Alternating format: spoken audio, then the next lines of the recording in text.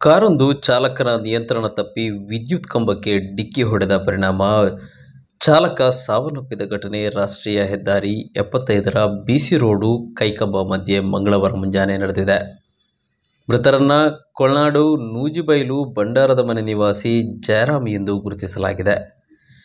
ಜಯರಾಮ್ ಅವರು ತುಂಬೆ ಆಸ್ಪತ್ರೆಯ ಕ್ಯಾಂಟೀನ್ನಲ್ಲಿ ಕೆಲಸ ಮಾಡುತ್ತಿದ್ದು, ಮುಂಜಾನೆ 4:30ರ ಸುಮಾರಿಗೆ ಕಾರು ವಿದ್ಯುತ್ ಕಂಬಕ್ಕೆ ಡಿಕ್ಕಿ ಹೊಡೆದಿದೆ.